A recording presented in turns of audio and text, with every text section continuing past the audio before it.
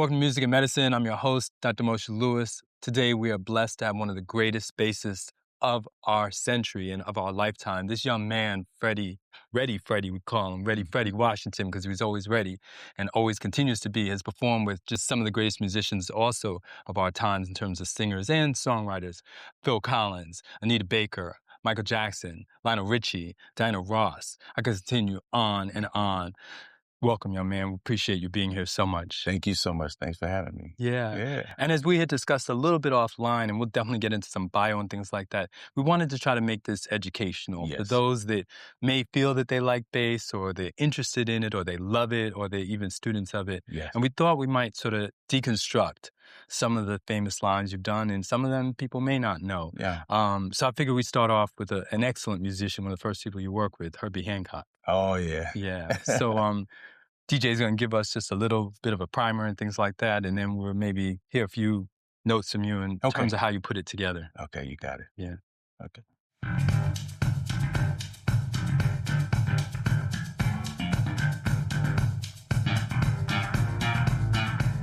know this. Yeah. Exactly.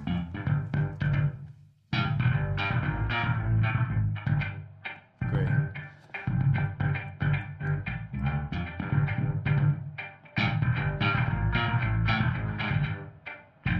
Good. Okay, let's go. Sure. So just talk to us about just sort of meeting him, working with him, and then how this all came together. Yes, Herbie Hancock. I met Herbie Hancock when I was 19. So I'm from Oakland, California. Right. So I lived there. the drummer I was playing with at the time, I was playing in his top 40 bands. Right. And he started playing with Herbie Hancock. It was Paul Jackson. Yeah. The Hunters. They had Hunters, the bass player. He left Herbie Hancock. So they had this big, massive bass audition. Right. And guys were flying themselves all around. So the drummer went to him and said, okay, Herbie, have we found anybody? And Herbie said, no, we haven't found anyone yet. And he said, Herbie, can I make a suggestion?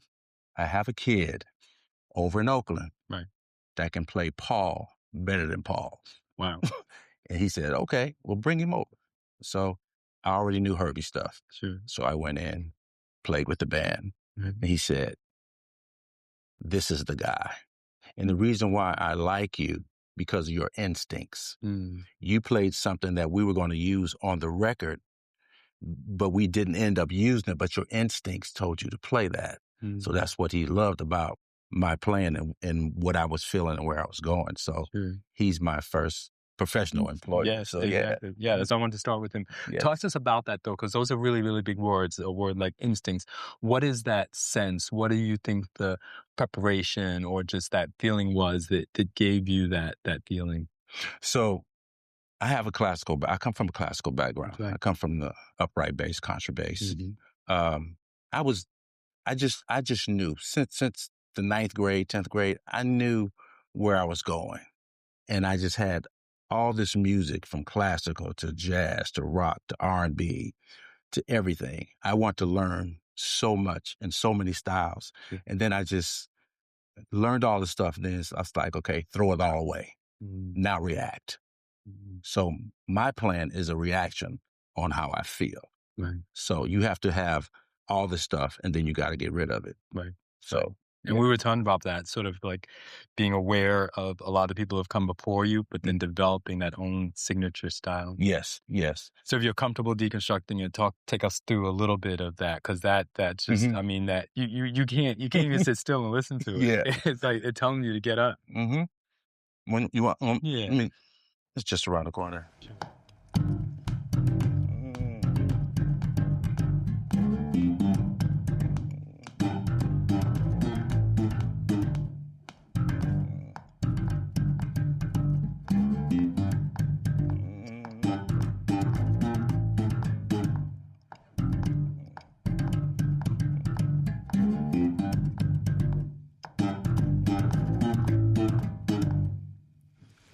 It's just a feel.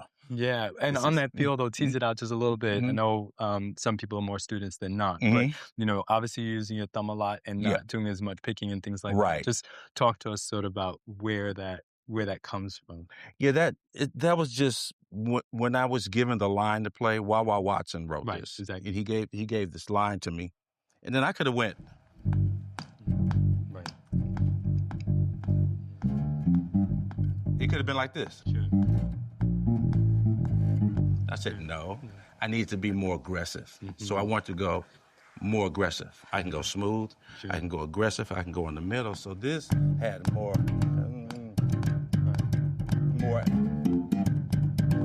That was more attitude-ish to me because I was going for an attitude. Mm-hmm. Yeah. Mm-hmm. In working with Herbie, what are some of the things you feel like you also took away just watching his musicianship?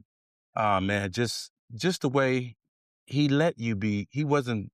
There was no constrictions. Mm-hmm. He let you be you. Right. And he knew the people that he has in his band that he works with, he knows what they can do. Yeah. And he doesn't put a leash on it. Right. So he kind of let you go within the confines of where he wants to go. Sure. Yeah. Absolutely. So I took a lot of things with me throughout my career. Young Freddie Washington, and brought it up till now, and it's shaped a whole new me. Absolutely. Yeah. This next song, we're going to take a piece from Beloved. I didn't mention the name in the opening credits on purpose. And so let's just let the DJ cue it up because I don't think a lot of people may realize that you're on this track. Okay. DJ?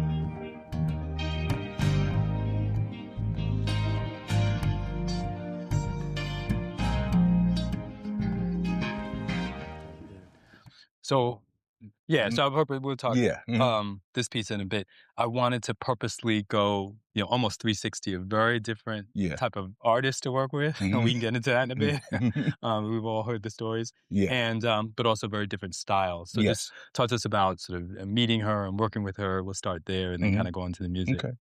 Yeah, when I got the call to do Anita Baker to work on this record, it was through a producer named Dean Gant. Mm-hmm. Him and Michael Powell produced this record. So doing a lot of records at that time, and I was getting calls all over the place. So meeting Anita, when we came into the studio, Anita was just proper and prim, and she sat down and we ran the song and she sang it with us.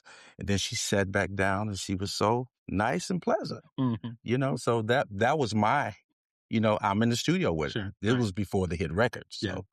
So that was my meeting with her. True. So it was very professional. Yes. Absolutely. Mm-hmm. And then just talk to us about sort of the difference if we compare, like I said, the aggressive is the word you used and kind of going by that instinct as opposed to this type of a song and the type of approach that you're taking.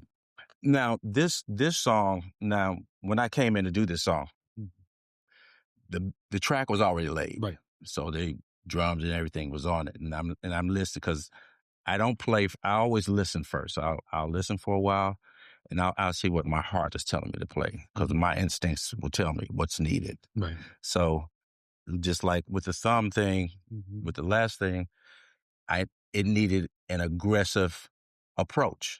So that's where I went. I could have went a smooth finger style, but I'm like, no, it needs that thing, so the thumb gave me that.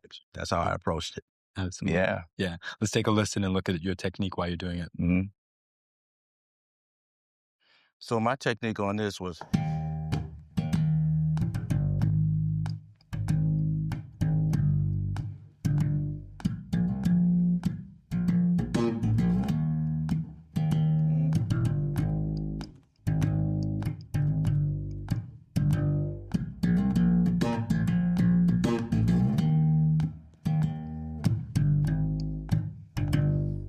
so that my body language is like it's halftime. Yeah, that's how I feel. I feel everything at halftime. So and it seems simple, but it's like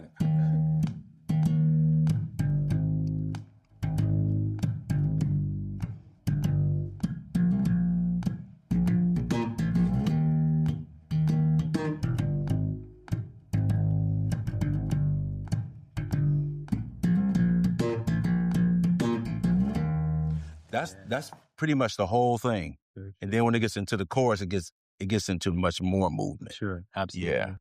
Before we go into the next song, I want to talk about the difference of just being in the studio and being session versus also you've been on tour with a lot of these people we talked about. Talk to us about just the prep, the work, and the intensity of going out and being on the road and performing. It's a whole nother level of energy, but also demand. Yeah. On the road, studio and road is two separate things, but I approach them kind of like the same. When you go on the road, you have more rehearsal time. Right. You're gonna rehearse. You're gonna know the stuff backwards and forwards. You got about 6 to 8 hours a day for 2-3 weeks. You're gonna rehearse or whatever that is. When we go do records, there is no rehearsal. We come in the studio. We don't know what we're gonna play. We don't know the style of the music or anything. We got to be ready for anything. They put the music in front of us. We see it. We may hear a demo or we may not hear a demo. They said it's in this timing and it has an R&B feel or a pop feel or whatever. And the notes some of the notes may be there and some may not be. So we're still playing off of our instincts as well. Sure. So it's two different worlds, but I do approach them the same musically. Right. I approach them the same. Right. But live, you get more preparation live. Yeah. In the studio, you're creating something that's never been done. That's the difference. That's the difference. Absolutely. We'd be remiss if we didn't bring up Michael Jackson and kind of being involved. Yeah. Talk to us about just meeting him, being in his presence, and just working with an artist like that. Yeah, with Michael, I got called. Michael's guitar player, David Williams, played on all his hits. He recommended me to do Michael's tour, and they gave me a call and we worked it all out and stuff. But the prep is a lot of preparation. So before any hitting the stage or any of that stuff, it's all band. It may be a month of just rhythm section rehearsals, learning all the stuff, learning all the ins and outs. And then from there, you go to the big stage where you're going to be working with the dancers and Michael and choreography and the lights and pyro and all that stuff. So it's a big undertaking, and a tight show, tight rhythm sections. We know everything, all the stuff. And we play off of Michael, because Michael, when he dances, he's a groover. Right. He knows how to groove. Right. And I like groovers. Exactly. Yeah. Absolutely. Is there a story, whoever it may be, even if it's not Michael, of being on tour that really is near and dear to your heart, whether you either feel you learned something new or somehow something unexpected took you in a different type of direction, even if it wasn't the artist? Okay, when I work with Michael, I like Michael's work ethic. He knew exactly what he wanted. Everything, and where he was directing everything, even from the dancing, even to the music. He knew all the music.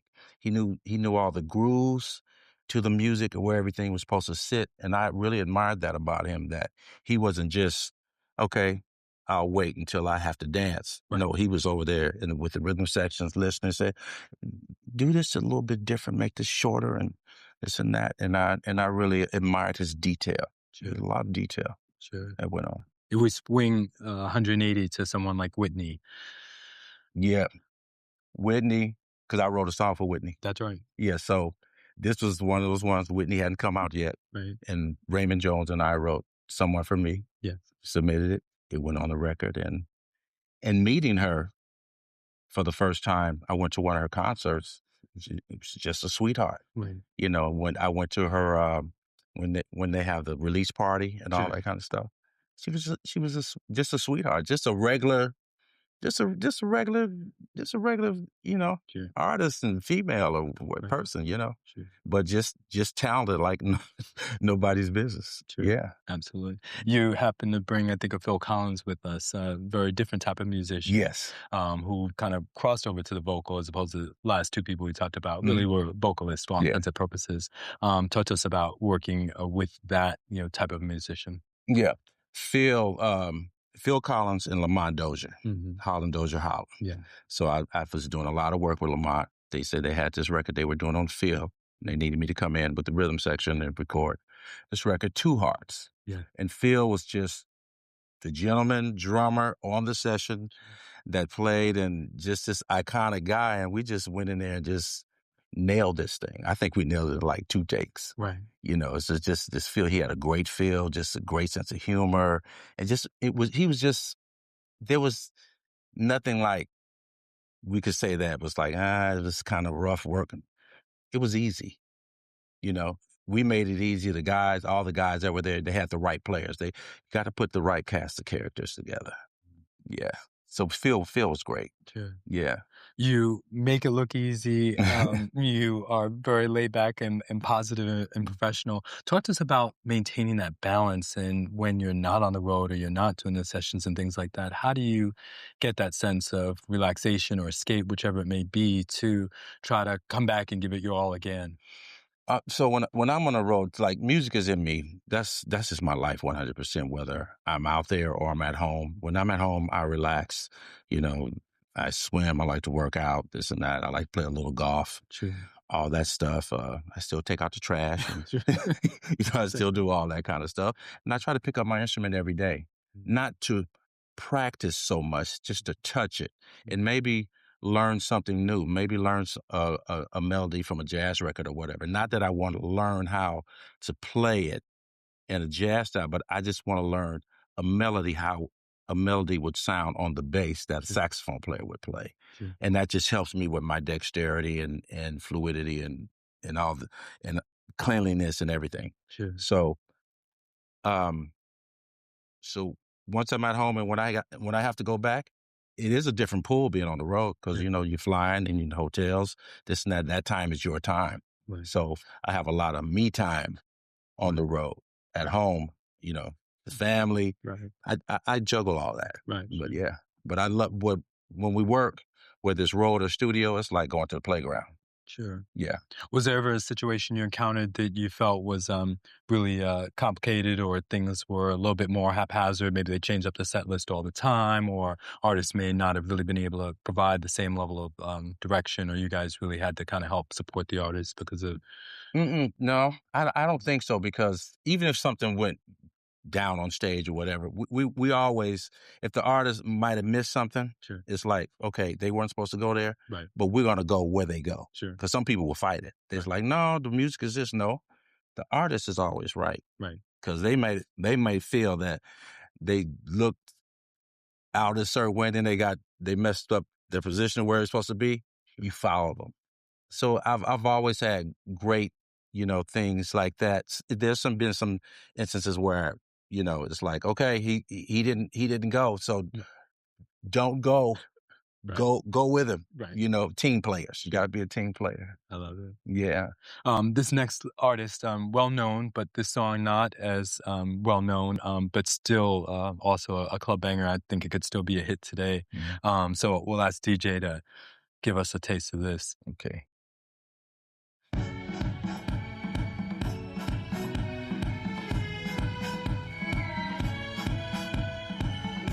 Is that good?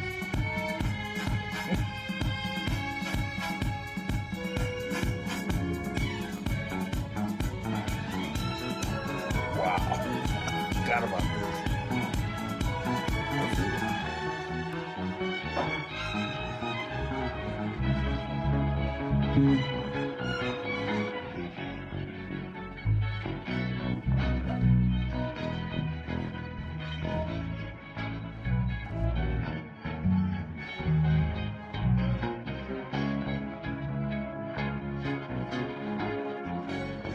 You guys pull one on me. That's okay.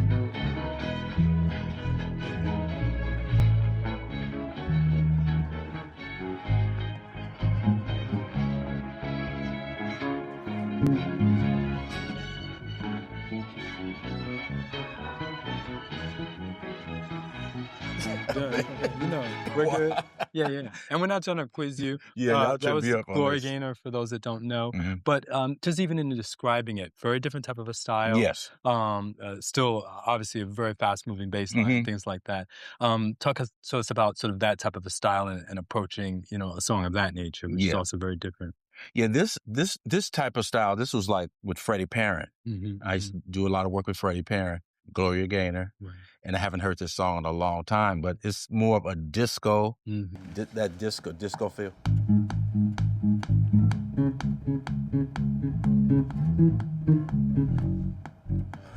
You just play an octave.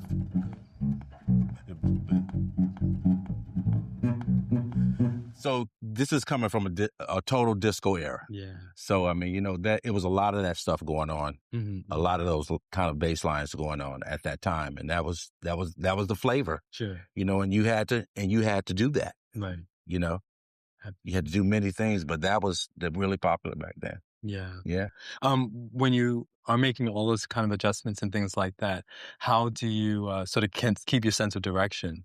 Because it's almost like totally changing a costume.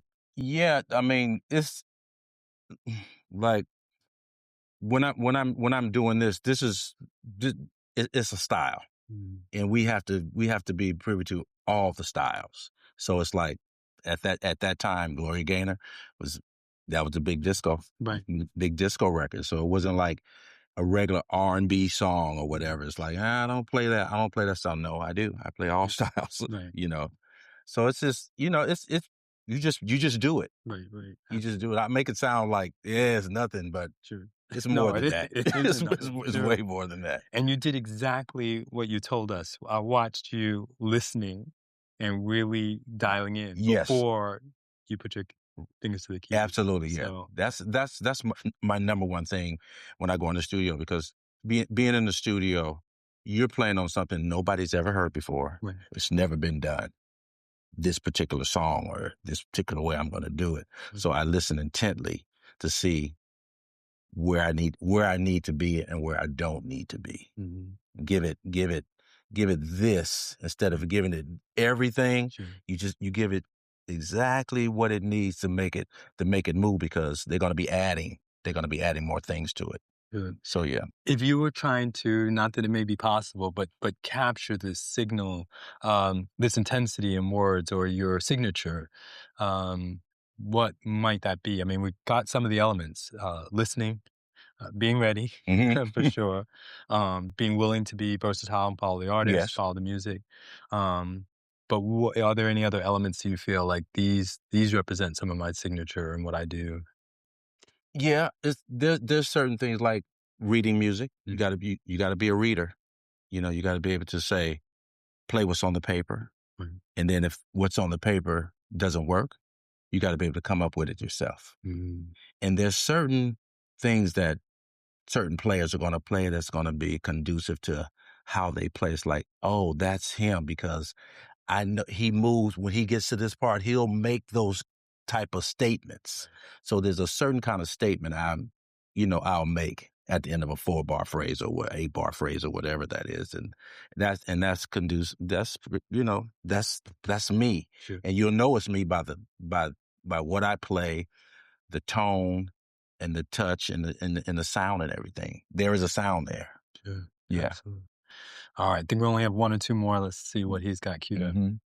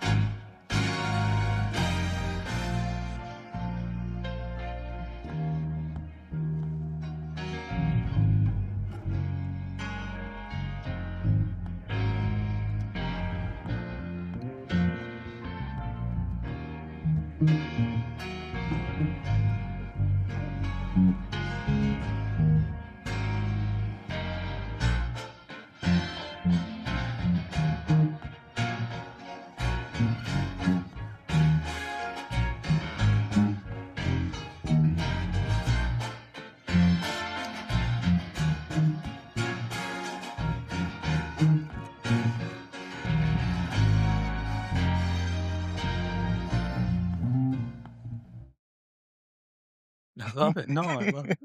I mean, I love seeing it evolve, like, naturally, even though you've done it. If I'm in a studio, yeah, and I'm just messing around and seeing how where I potentially want to go. Sure. When I played the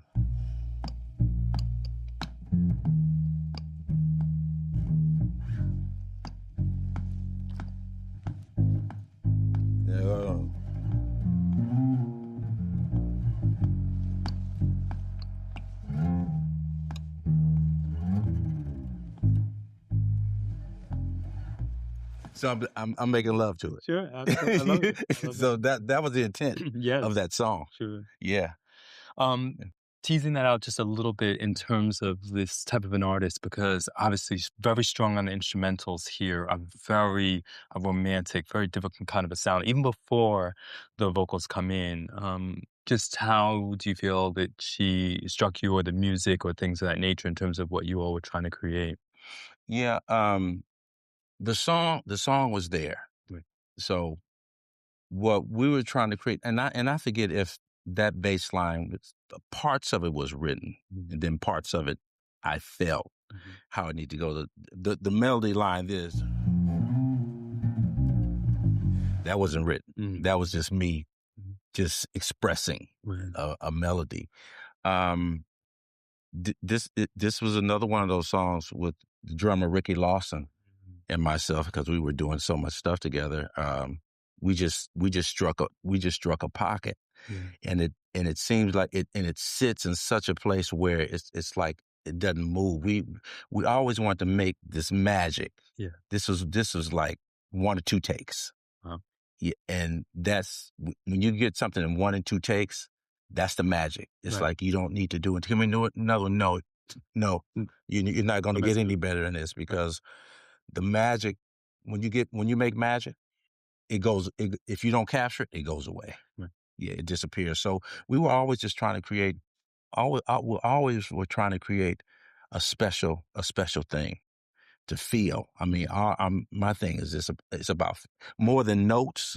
It's about the feeling. Sure. The notes get in the way of my feel. Sure. So with everything. You may not feel comfortable saying any names, but there are those that it's the 34th time and the 35th time, and they never seem to, I feel, be totally comfortable with themselves, and therefore, let's do it again, let's do it again. Yeah. Have you ever experienced that, or kind of felt that some of that was an inner security from the artist? I never experienced that, because if it got to that, I would cut them off. I don't have a problem with doing that. Sure. I'm like, no, we don't need. I'm like, trust me, because you call me because you trust me. Right. Yeah. And I've never gotten a lot of that, where it's like, okay, for the 10th time, for the 12th, say no. If it is, we're beating a dead horse. We don't need to be here to do that. It's if we don't have it in at least 3 takes, we're not gonna get it. Right. Yeah. So I have to be honest with myself and with them to say, we're beating a dead horse. What do you want here? Or do you give them another avenue? Sure. Should we be doing something totally different than what we're trying to do? Sure. Right. Because this might not be working. Just give them another way. Sure. Yeah. Yeah. All right. Well, this last one, I promise, is the last one. Definitely a classic and signature. But let's take a listen. Mm-hmm. Okay, you can cut this off. We're just trying to do that for the audience. Right. So just a little bit of the backstory, because you, as best I understand from Patrice, who was here recently, really brought her that bass line. Yes. Talk to us about just so that genesis, or whether it was doodling or...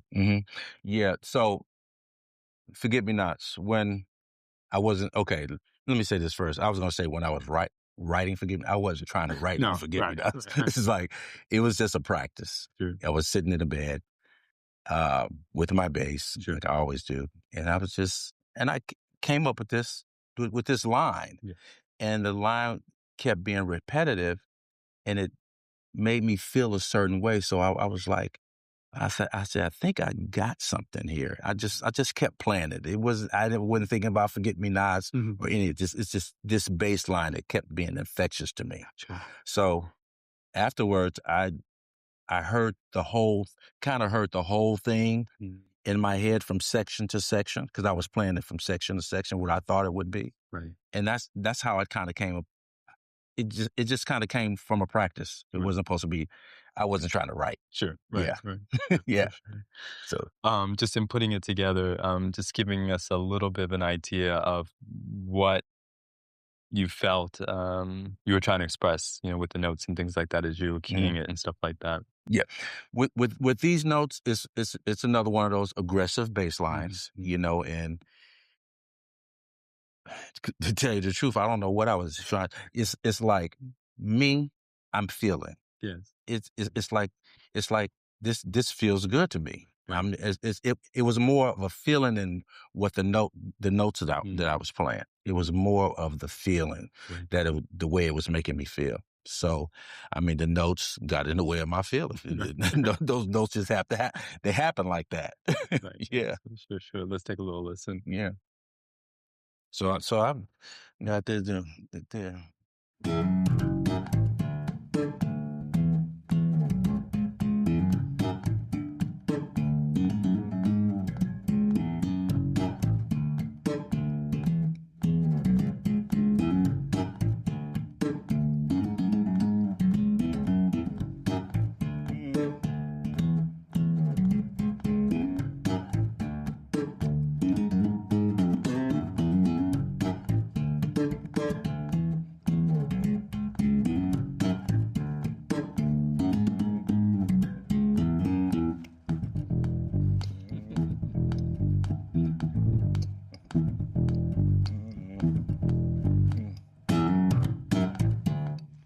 Love it. Love it. Talk to us about the relationship with Patrice on this and just sort of the evolution as things got layered in, the lyrics ultimately, and then releasing this. Yeah. With Patrice, she was working on another project and we were always, together trying to come up with ideas. So I came up with this idea and I made a demo of it, put it down and got with a songwriter. I always wanted to work with this songwriter, Terry McFadden. Yeah.